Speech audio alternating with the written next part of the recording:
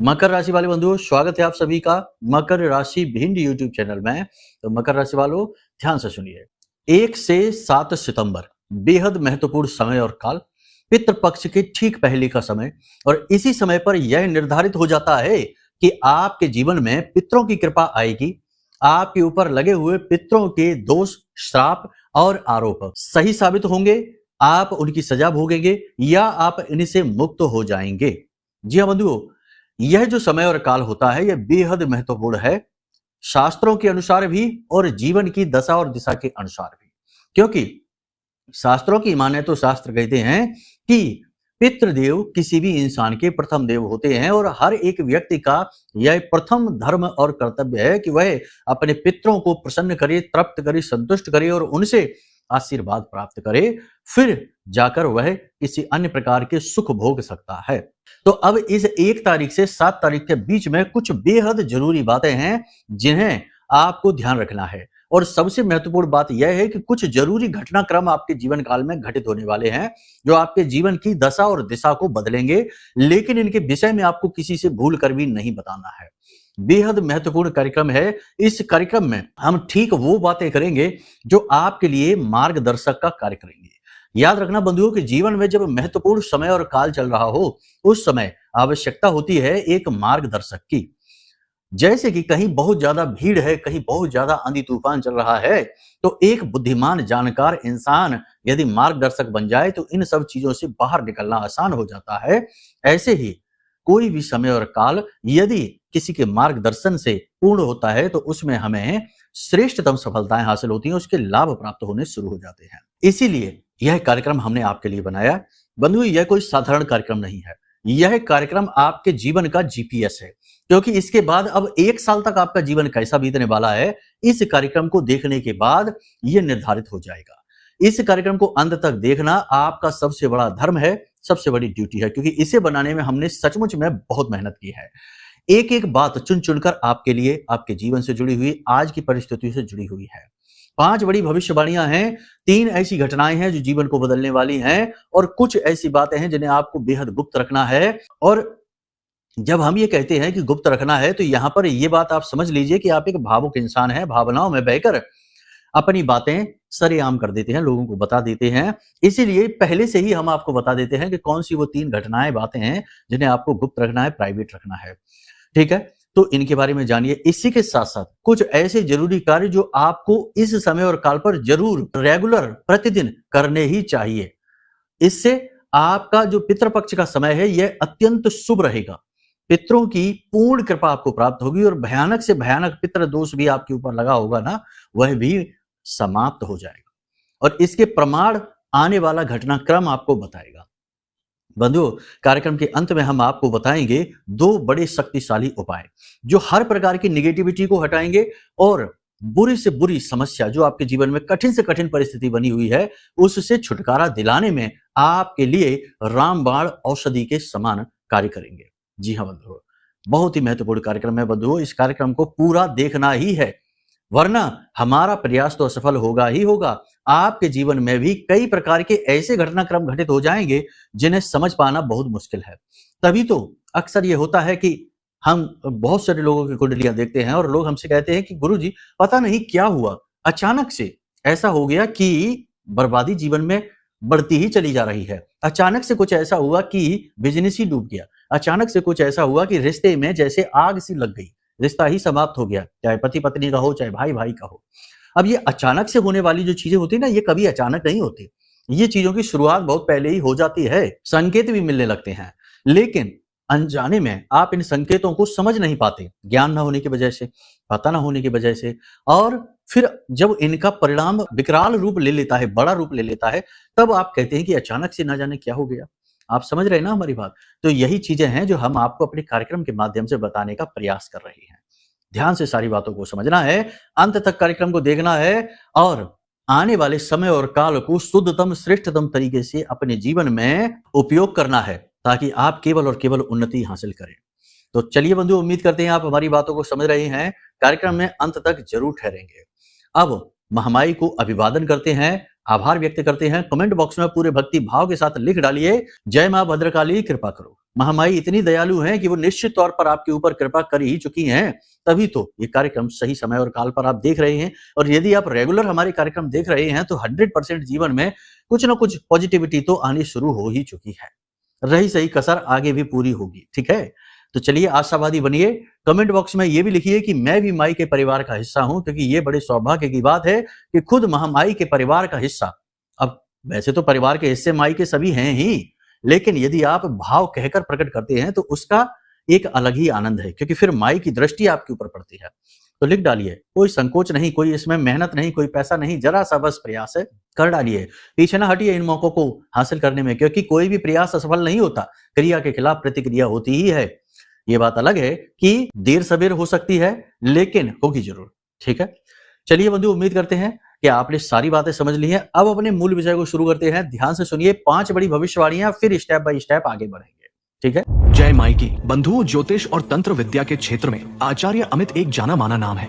पूज्य गुरुदेव के साधनाओं और ज्योतिष विद्या के अनुभव बेहद दिव्य है। जी हाँ, पूज्य गुरुदेव ने जिसकी भी कुंडली का विश्लेषण किया और कुंडली के अनुसार उसे सटीक उपाय व महामाई माँ बगलामुखी की विशेष कृपा दी, उसके जीवन में सकारात्मक बदलाव तो आए ही है। फिर चाहे समस्या कितनी ही कठिन क्यों ना हो, समाधान तो अवश्य हुआ है। अब ऐसे में यदि आप भी अपने जीवन की किसी बड़ी समस्या से जूझ रहे हैं, जैसे कि कर्जा बढ़ता ही जा रहा है, काम धंधा और व्यापार सब रुक चुका है, रिश्ते नातों में तनाव हद से ज्यादा बढ़ गया है, पूरा जीवन ही नकारात्मकताओं से भर गया है, तो ऐसे में यही सही समय है जब आप श्रेष्ठ गुरु से मार्गदर्शन प्राप्त करें और जीवन के अंधकार को समाप्त कर दिव्य प्रकाश की ओर कदम बढ़ाएं। वीडियो में दिए गए नंबरों पर तुरंत संपर्क करिए और अपनी कुंडली का विश्लेषण व समाधान पूज्य गुरुदेव के द्वारा करवा लीजिए। देर ना करें, आपके देवी देवताओं के आशीर्वाद से ये मौका खुद चलकर आपके पास आया है, इसे गंवाना नहीं है। अभी फोन करें और गुरुदेव से मार्गदर्शन प्राप्त करें। महामाई आपका कल्याण करें। धन्यवाद। सबसे पहली भविष्यवाणी, भावुकता में लिया गया निर्णय आपको बहुत बड़ी चोट पहुंचाएगा। 1 से 7 सितंबर आप जो भी निर्णय लें उन्हें प्रैक्टिकल तरीके से सोचें। इमोशनल होकर कोई भी निर्णय आपको नहीं लेना है और आप लेने वाले हैं।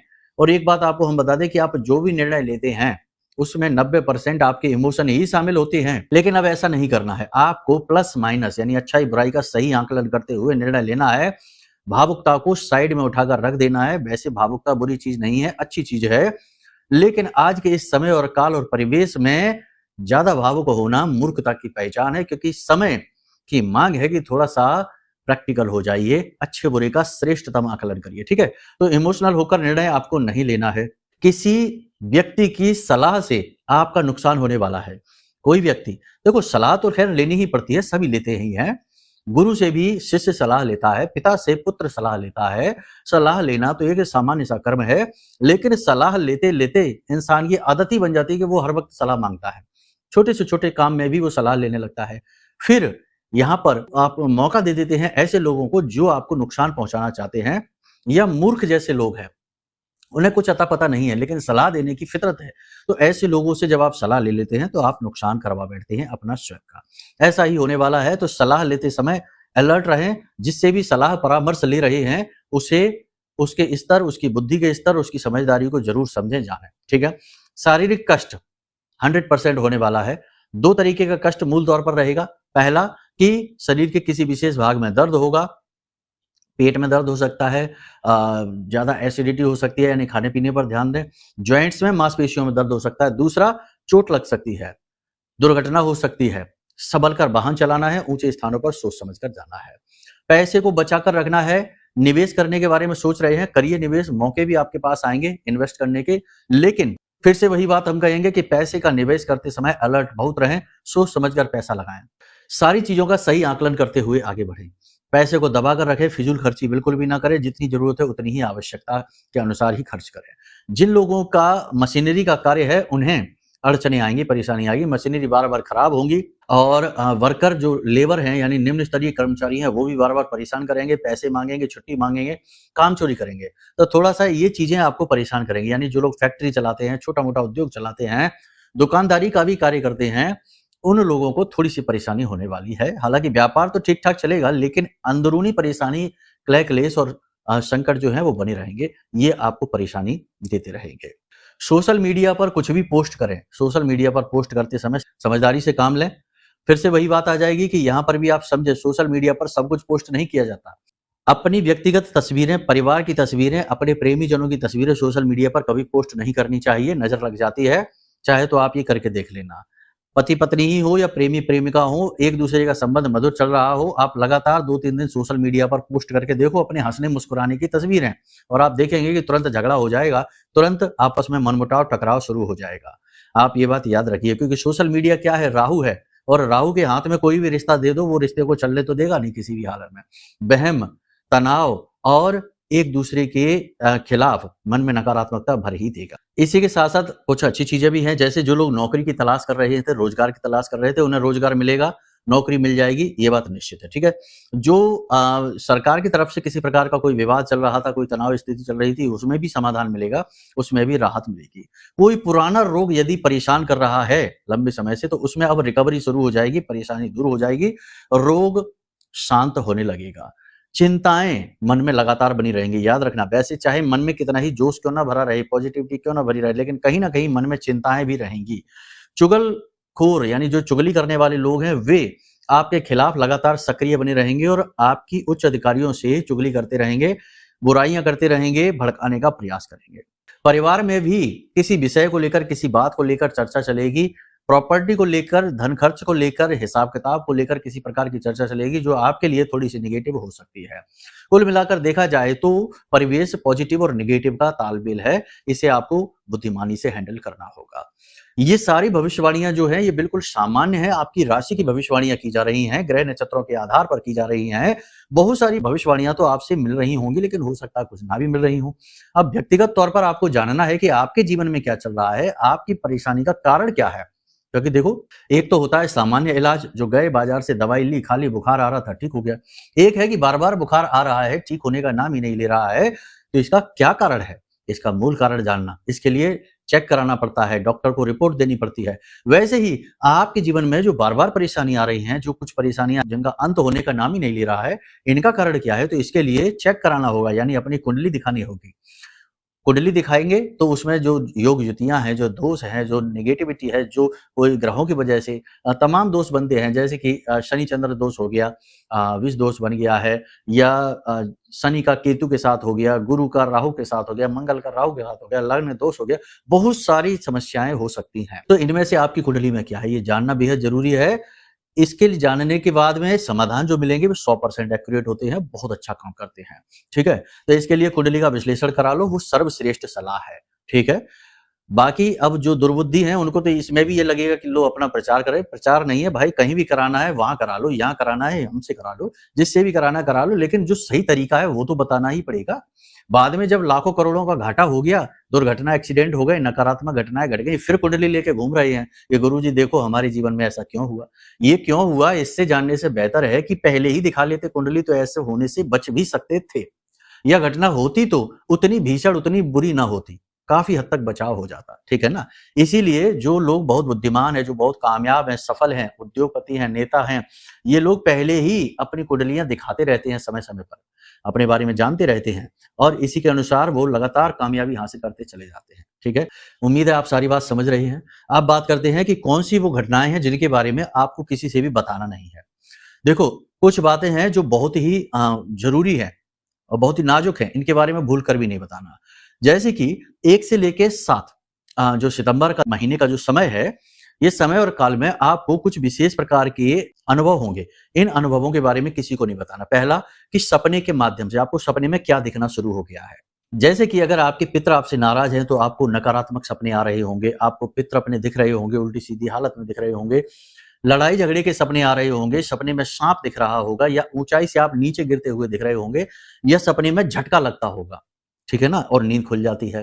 तो ऐसी चीजें अगर दिख रही हैं तो आप समझिए कि ये संकेत किसी से बताना नहीं है, इसका उपाय करना है। ठीक है ना, क्या करना है वो हम अभी आपको बताएंगे। इसी प्रकार यदि आपको पितृ हंसते मुस्कुराते दिखाई दे रहे हैं, आपको गले से लगा रहे हैं, आपको आशीर्वाद दे रहे हैं, आपकी अच्छी अच्छी बातें आपको कह रहे हैं, सलाह दे रहे हैं, क्योंकि होता है ऐसा, बहुत सारे लोग कहते हैं।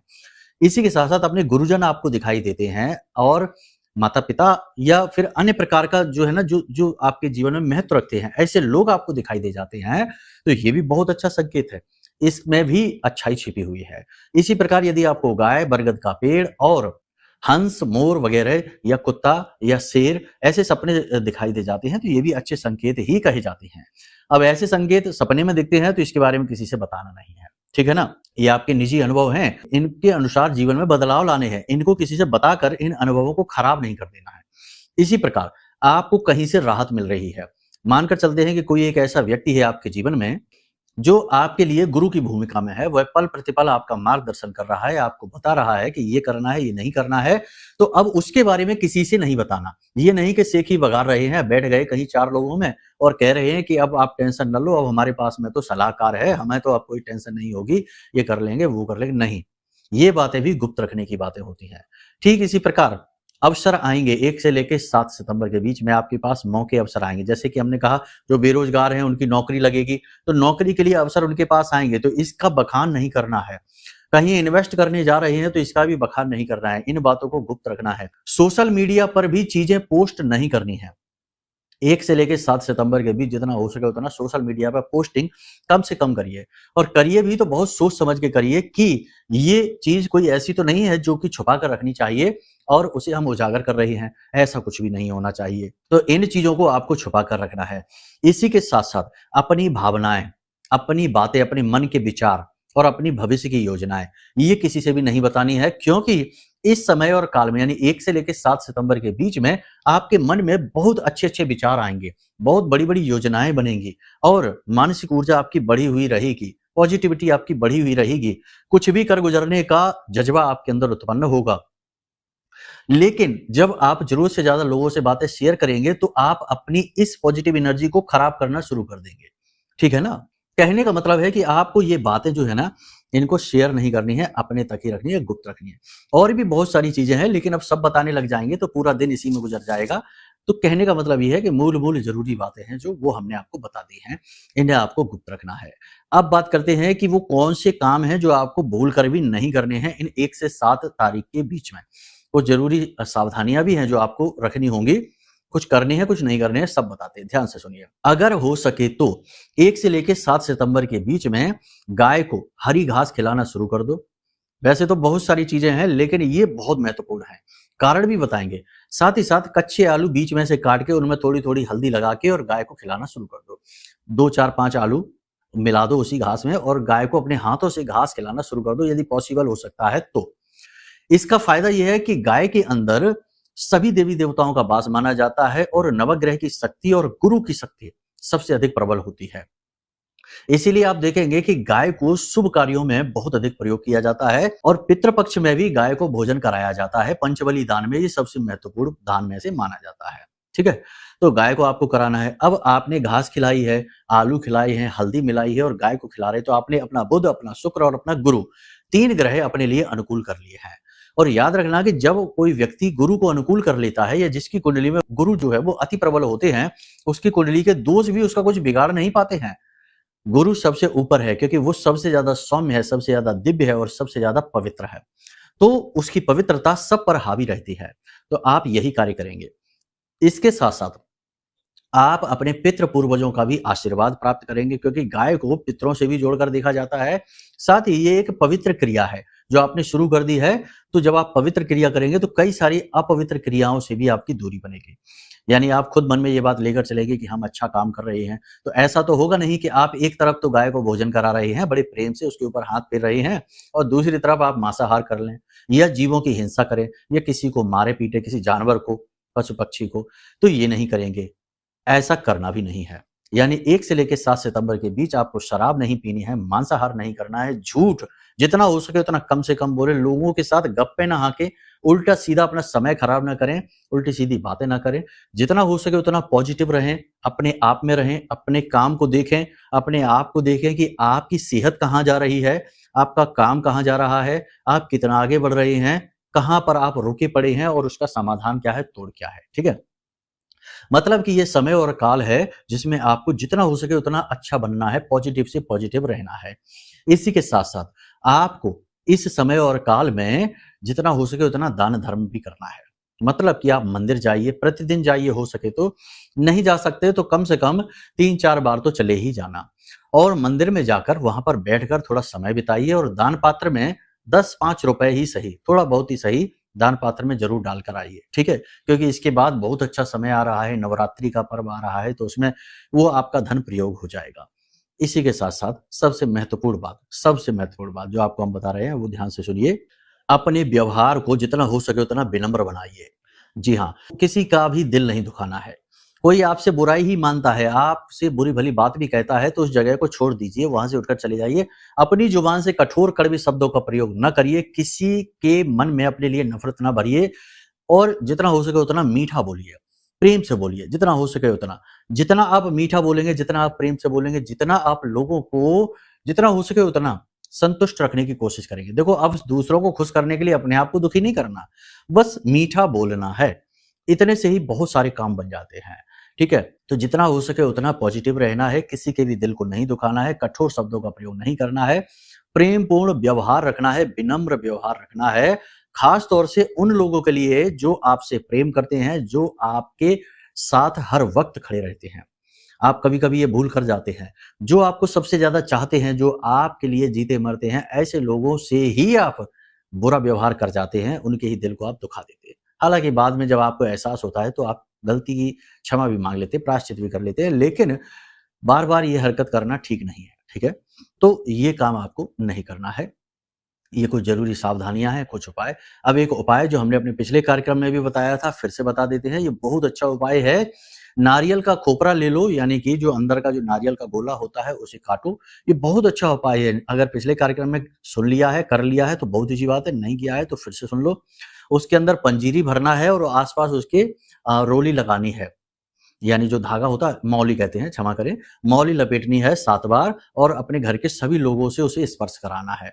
और उसके बाद ओम पितृ देवताभ्यो नमः, ओम पितृ देवताभ्यो नमः, इस मंत्र का जाप करते-करते जाना है और किसी वीरान जगह में बरगद या पीपल के वृक्ष के नीचे गड्ढा खोदकर इसे दबा देना है और इसका जो नारियल का ऊपर का मुख काटा था, उसे खोल देना है, ताकि उसके अंदर की पंजीरी को कीट-पतंगे, जीव-जंतु खा सकें। मन में ओम पितृ देवताभ्यो नमः इस मंत्र का जाप करते रहें, सीधे वापस आ जाएँ, पीछे मुड़कर ना देखें, इस उपाय को आप कर लें। बाकी हमने जो चीज़ें और बताई हैं, उन चीज़ों का विशेष ख़्याल रखें। दान, धर्म, पुण्य, कर्म ज़रूर करते रहें, ये बहुत ज़्यादा आवश्यक है, ठीक है? उम्मीद करते हैं कि सारी बातें आपने समझ ली हैं। अब यदि आपको ऐसा लगता है कि जैसे कोई जानबूझकर आपके पीछे पड़ा है, किसी प्रकार का बहुत बड़ा दोष आपके ऊपर लगा है, समाधान मिल नहीं पा रहा है, तो आप चिंता न करिए। भयंकर से भयंकर नेगेटिविटी की काट है यह महाशक्तिशाली रक्षा कवच। ये रक्षा कवच हमने आपके लिए ही निर्मित किया है, क्योंकि हर व्यक्ति साधक नहीं बन सकता, हर व्यक्ति माता से सीधे जुड़ नहीं सकता। पूजा पाठ करना एक सामान्य क्रिया है, लेकिन कठोर साधनाएं करना, दैवी शक्ति को सीधे तौर पर साधना और अपने जीवन में उनकी कृपा लाना एक बिल्कुल ही अलग कार्य है। इसके लिए गुरु की आवश्यकता होती है। प्राचीन काल में गुरु देवी देवताओं को सिद्ध करते थे और अपने शिष्यों को उनसे जुड़े हुए हथियार देते थे और रुद्राक्ष मालाएं देते थे, मणियां देते थे, जिससे कि शिष्य जो होते थे वो अपने आप ही उस सिद्धि को हासिल कर लिया करते थे, या गुरु कभी-कभी वरदान या आशीर्वाद भी दे दिया करते थे।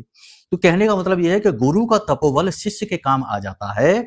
इसी प्रकार हमने सोचा कि जब कोई कठोर साधनाएं नहीं कर सकता, जैसे माँ बगलामुखी की जो साधना है वो बहुत कठोर होती है, बहुत नियम संयम होते हैं उसमें, तो हर व्यक्ति नहीं कर सकता, लेकिन उनकी कृपा तो सबको चाहिए। तो इसी का समाधान हमने ये रक्षा कवच बनाया। जब ये रक्षा कवच आपके घर पहुंचेगा तो ये आपको बड़े अद्भुत अनुभव कराएगा, सपने के माध्यम से कराएगा और भौतिक जीवन में भी कराएगा। बहुत सारे लोगों ने कई-कई प्रकार के अनुभव हमारे पास भेजे हैं, क्योंकि सैकड़ों लोगों पर कवच पहुंच चुकी है उनके घर, तो उन्होंने अपने अनुभव हमें बताए, तो बड़ा अच्छा लगा सुनकर। तो कहने का मतलब ये है कि ये सीधी दिव्य ऊर्जा की कृपा है जो सीधा आप तक पहुंचेगी छोटी सी दक्षिणा के माध्यम से। इस रक्षा कवच को कैसे मंगाना है, कैसे इसे धारण करना है, सारी जानकारी आपको मिलेगी। वीडियो में दिए गए नंबरों पर फोन करिए, सारी जानकारी आपको मिल जाएगी। बेफिक्र होकर आप इसे प्रयोग करिए और हमारा हर वक्त आपको सपोर्ट समर्थन भी रहेगा। पल पल पर आपको हम गाइड करेंगे, आप बिल्कुल टेंशन फ्री रहिए। नंबर खुलेआम हैं, दिन में 10 से शाम को 4 बजे के बीच कभी भी फोन करिए, सहायकों से बात करिए, जरूरत पड़ेगी तो हम स्वयं भी आपसे बात करेंगे, मार्गदर्शन करेंगे। सेवा ही हमारा परम धर्म है, क्योंकि माई के दास हैं। माई की सेवा करने के साथ साथ संसार की सेवा भी करनी पड़ती है, तभी भगवान की कृपा मिलती है, ठीक है? ये नियम है, विधान है, इसी के अनुसार चल रही है। बाकी आपका पूरा भाव हो, मन में माई के लिए इच्छा हो, प्रेम हो और हमारी बातों पर पूर्ण विश्वास हो, तो ही ये कवच ऑर्डर करना, क्योंकि अगर आपके मन में जरा भी नेगेटिविटी भरी है, आपको लगता है व्यापार चल रहा है, बिजनेस चल रहा है, ये है वो है, तमाम सारी बातें हो सकती है, तो बिल्कुल इस कवच को ऑर्डर मत करना, फिर ये काम ही नहीं करेगा। क्योंकि जहां भाव ही नहीं है, जहां सम्मान ही नहीं है, वहां कहां से आ जाएगी? पहले ही इतनी नेगेटिविटी भरी हुई है, तो ये दिव्य शक्ति जाएगी ही नहीं आपकी तरफ, ठीक है ना। कचड़े कूड़े में कभी देवता वास नहीं करते, ये याद रखना। उम्मीद है सारी बातें आपने समझ ली हैं। इन बातों को जीवन में उतारिए और अपने जीवन का उद्धार करिए। जितना हुआ कष्ट सह लिया, अब कष्ट का समय समाप्त, अब समय है उद्धार का, आगे बढ़ने का। प्रेम से बोलिए जय माई की, जय मां बगलामुखी। हमारे प्रिय और परम पूज्य आचार्य जी ने अपनी साधनाओं के अनुभवों पर आधारित शक्तिशाली उपाय और क्रियाओं के माध्यम से हजारों लोगों के जीवन को पूरी तरह से बदला है। आचार्य जी के द्वारा बताया गया हर एक उपाय इतना सटीक और कारगर होता है कि जो भी इसे पूरे भाव के साथ कर लेता है, उसे साक्षात महामाई की कृपा और आशीर्वाद प्राप्त हो जाती है। इसलिए निसंकोच इन उपायों को पूरे भाव के साथ करिए, आपका कल्याण होगा। जय माई की।